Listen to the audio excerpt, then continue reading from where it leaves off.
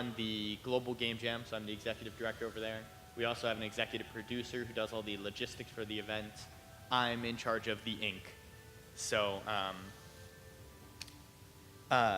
what that means is I'm in charge of all of the organizational stuff, all of the fundraising, all of the strategic visioning, and I forgot to plug in the clicker, so I'm going to be doing that right now. But it's a USB, so I always put it in the wrong way the first time and the second time, and then you flip it around again, and then it works. There it is. And we'll see. Great. So just to let you all know, if you don't know what a game jam is, you're given an abstract theme, and then you have 48 hours to make a game. And the Global Game Jam is the world's largest. We've been in 100 countries at this point, and we were in 95 last year, so just for some numbers, we had 36,000 people participate in 95 countries with a little over 700 sites, with our largest site being in Cairo, Egypt, where we had somewhere in between 1,200 and 1,500 people get together and make games. So our first largest was Cairo, second was Curitiba, Brazil, with over 500, and then New York City. So I like to throw that out there so people understand that like games aren't coming. Mic a little bit closer. Yeah? Just a little bit. All right. All right. Hello. I like to tell people that so people realize that games aren't always coming from, Seattle or Silicon Valley. Like we had, if we had 1,200 people in Cairo, like that's wild to me. And so we touch on a lot of different aspects of development in terms of, so arts and culture, we're getting more people to make games, so we're getting more pieces of art made, because games are art, by the way, I'm sure everyone here agrees. We also, Steam development, people are leaving the Global Game Jam having actually made something, and so they're better at science, technology, engineering, the arts, and mathematics. And that's really big, especially in the game dev field where anyone will tell you the best way to get better at making games is just to make games. It's not like an academic kind of sit around and read and research, but just do it. In terms of personal development, people leave more confidently than they come there with because they've been able to finish something, which is huge for them. As well as, the confidence and the teamwork and communication that comes from working in a very confined space for 48 hours. We also have like community development with all these people coming together in their local communities. It brings people together. And finally, but the rarest, probably most impactful in economic development, about 1 or 2 games a year become big viral smash successes. And so Keep Talking and Nobody Explodes happened a couple years ago. That was a Global Game Jam game, and they made, I don't know the exact numbers, but I can tell you at least 6 figures, probably 7, because they were able to, the whole team now has, so they met at the Global Game Jam. They are now a company with 3 full-time people, and they just hired a 4th person. So that is 4 jobs created, and hundreds of thousands, if not millions of dollars going into the Ottawa game industry that wasn't there before. So that kind of stuff it's a big deal.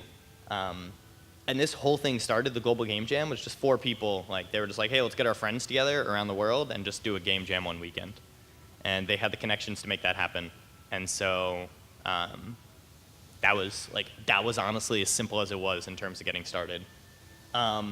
Just to touch on myself, so you all know, so I have some kind of credibility, I guess. And also, this picture looks really good. Pretty pleased with it, yeah. It was at my friend's wedding. I took the photographer, and I was like, can you just take a couple of good photos of me so I have one? So my undergrad degree is in game design, and then I became a failed indie developer. I was a fledgling indie developer who then became a failed indie developer. I didn't start at failure. And I decided if I wanted to do the entrepreneurship thing again, I would have to actually get the skills to do so. So I went back and got my MBA, Master's in Business Administration, but I got it in nonprofit management because I had a moment of like, I should probably do some good with my life. And then I also, on the side, just picked up a master's in public policy, mostly for arguing on the internet. It also comes up to get into really intense discussions about game design and public policy and how they're very, very, very linked. And then I found my way to become the executive director of the Global Game Jam. And I also teach the business of games at Northeastern University in Boston. And I just started this new initiative called the One Gamer Fund, where I convinced 6 other nonprofits to trust me to run a fundraiser. And that just happened last weekend. And you think I'm okay talking numbers? Yeah. I mean, yeah. We ended up for the first go with about 2 months of planning. We raised about $90,000 for 7 gaming charities. And our hope is, $1 billion. No, but I mean, our hope is to keep it up and to keep growing. We worked with, so it was the Global Game Jam, the IGDA Foundation, Games for Change, Stack Up, Take This, Child's Play, and the Able Gamers. Anyway, so my point is I hope this lends some credence or credibility to what I'm talking about. And with this point, I want to talk about 2 people, which is Gabe from Penny Arcade and Steve Bannon, who's the former political advisor to Donald Trump. So Gabe, if you all know the charity Child's Play, which now is about they get about $2 million a year. It started back in 2003 with this news post where he read an article about how it was, saying games make people evil and murderous and bad. And he said, you know what, let's show people how good gamers are. I know that gamers are good people. Let's buy a bunch of games and toys and send them to the Seattle Children's Hospital. And that was the start of it. It was just a news post where he said, hey, buy things here, send it here, let's make it happen. And it was huge. A ton of people got involved, and it was a really big deal. And now it's just grown and grown, and now it is a huge organization. But all it really started with was just a news post on the website. And now we have Child's Play, which has been a huge force in terms of gaming charity. The other thing I want to touch on is how Stephen Bannon, as I've talked to a number of you in the room about already, in 2005 he worked for Internet Gaming Entertainment, which is a WoW gold seller. So they ran Chinese sweatshops where people were forced to play World of Warcraft for pennies a day. And then they collected gold, and then they sold that gold to players around the world. So here's the thing about that company. Players got upset, which made Blizzard crack down, and there was a class action lawsuit, and the company essentially became bankrupt and had to change everything that it did. Hey, do we know what happened? Anyone in the... There we go. So this is there was a book that recently came out about Steve Bannon called Devil's Bargain, and this was this is a quote from the author that gamers had enough power they basically ruined Bannon's business by complaining loud enough to Blizzard, and with that class action lawsuit, the company gold farming and gold selling went away as an industry, and the lesson he took away from that was that these rootless white males who spend all their time online actually had what he told me was, quote, monster power to go out there and affect change. And this is a really big deal because after this happened, Steve Bannon ended up going to run Breitbart, where he targeted this demographic after recognizing this huge monster power, because they grouped together and ruined his business. And so what I'd like to point out here is both Steve Bannon and Gabe from Penny Arcade recognize that gamers have this monster power. There is an energy here that is not there in other industries. Gamers have massive power. You don't see people who watch movies getting together to really, raise millions of dollars for a charity for children's hospitals. And what I want to stress here is that you, the people in the audience, as I'm sure most of you know, you have massive power as well. and I would impress upon you to ask yourself how you want to change the world for the better. So with that, I'd just like to, I'm going to put on my like MBA hat here while I walk through a couple of steps. The first thing you really have to do is decide what you want to do. So that's, and most people, it's there. Like it's at the forefront of their mind, it's at the forefront of their heart. They know how they want to change the world. And then with that, decide what you want to do that no one else is doing. I think that's really important, and I think that's something that most people honestly don't think about, which is wild to me. We saw for the past decade, we heard about like every company was trying to make the WoW killer, the World of Warcraft killer. They said our MMO will be better, and then they just made the same thing as World of Warcraft and were surprised that nobody played their game. But if you do what nobody else is doing, if you make an EVE Online where your game's an MMO, but it's mostly spreadsheets and spaceships, then you have, you can succeed. But in terms of charity, there are things going on with charities that you maybe don't need to get into, but the opportunity is there for a lot of stuff. We have problems as a society, as a world. I'm sure we'll always have problems. So, and you can figure out what you are going to do to solve that stuff. Within that, I also say recognize the first time is going to go poorly. That's kind of just expect that first time you do anything, it's going to go mediocre, maybe bad, but that's okay. I'm sure in the never give up talk that happened, that was also a point of it. And with that, you got to be okay with the fact that it's going to go poorly. And finally, my point is really to do it. Like that's really the most important part, and I think the thing that stops people the most is just do it, right? Nike spends millions of dollars a year telling people that. But if you want to make something happen with charity, you can just start and go. And just to drive this point home, I'm just continuing at the MBA hat. This is what is called the sweet spot framework, where it's not a Venn diagram, because I believe Venn diagram has only two, and I can't remember the name of which diagram this is, but it's between what is currently being done, what people need, and what you can do. And you really want to hit that bottom section where I feel very clever about writing "Wish You Were Here," by the way, so please just recognize that I care deeply about that. But yeah, if you can do what you can do and match what people need without already hitting what's currently being done, that's going to be the sweet spot to actually making change happen. So in terms of the Global Game Jam, we have recognized that youth STEM education is currently in a few places. And people want to have STEM education everywhere. Science, technology, engineering, and mathematics is a huge field. But youth programs are expensive and difficult to bring in, and they're kind of hitting schools and districts that will already have the resources, really. And so we're missing a lot of people that could still really benefit from it. And the Global Game Jam itself is really good at doing worldwide scale game events. Like we had, 95 countries is nothing to scoff at. That's almost half.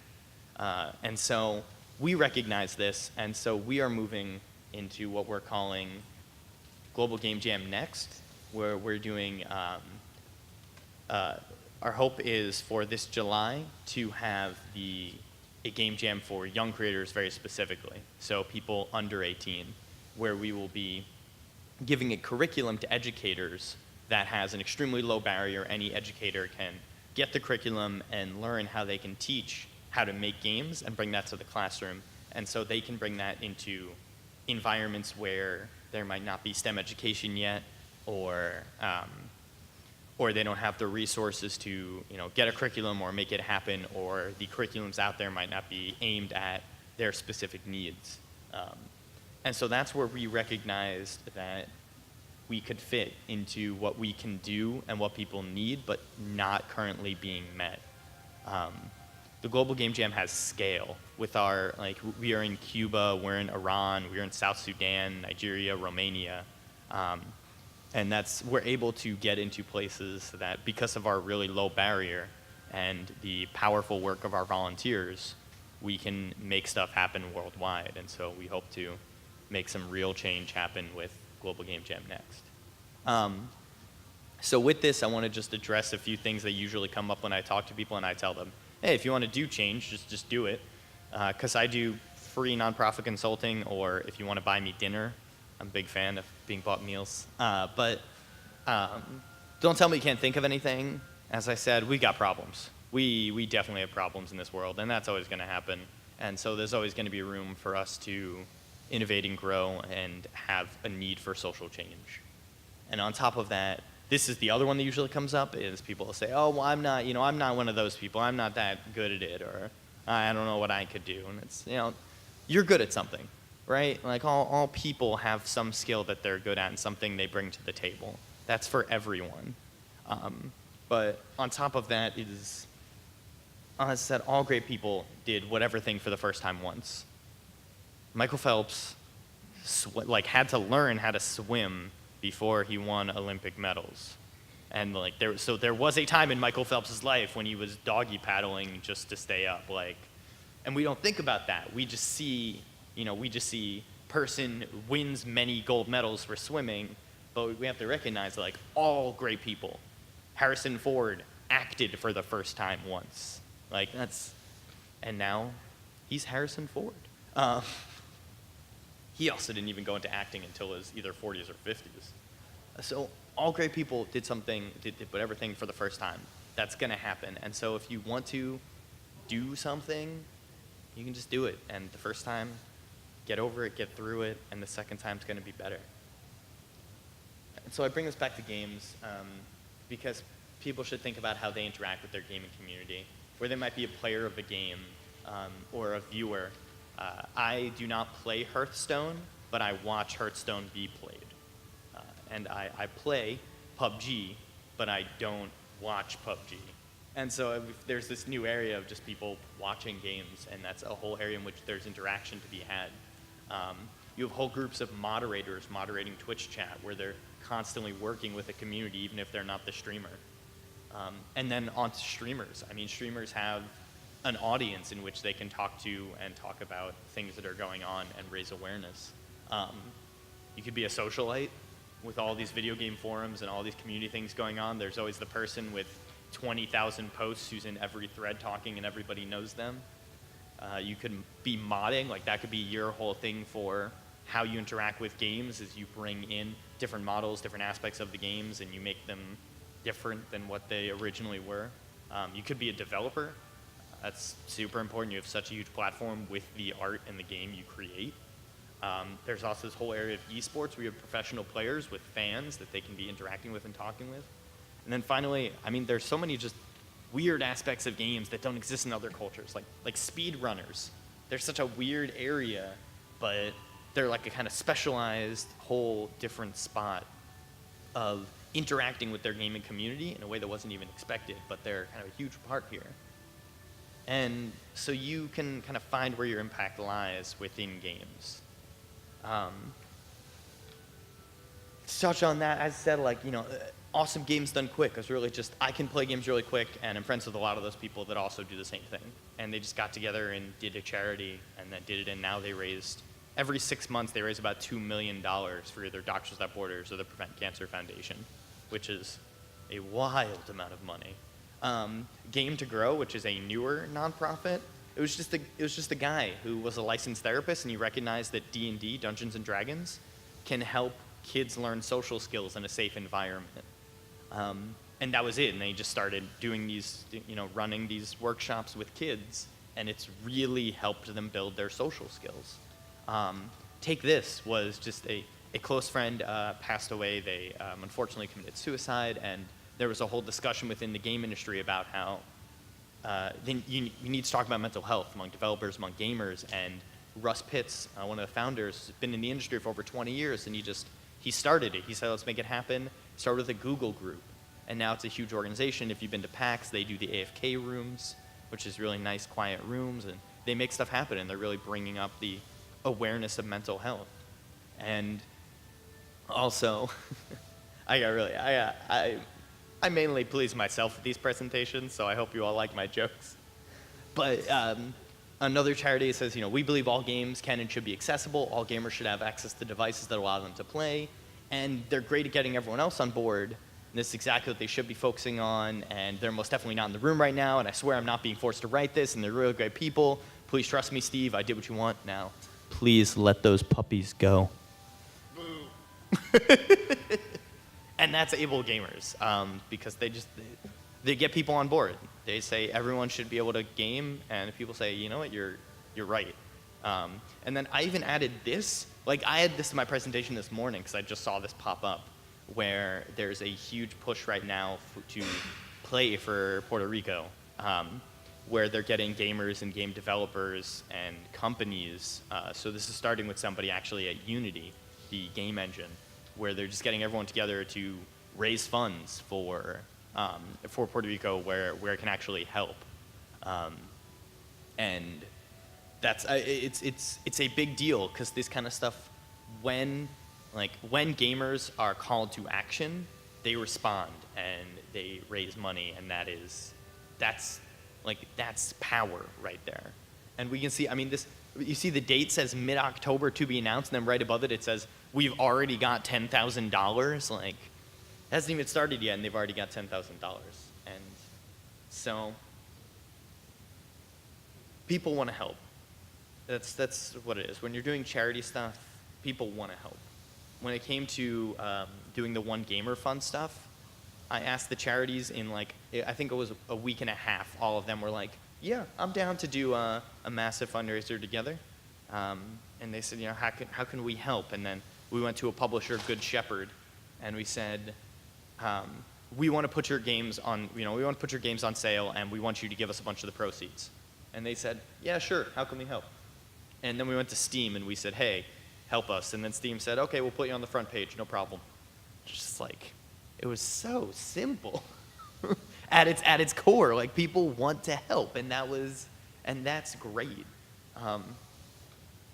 And finally, I want to end with just something to kind of leave with is the idea that as gamers, we fought dragons. We have defeated giant robots. We have saved the world many, many times.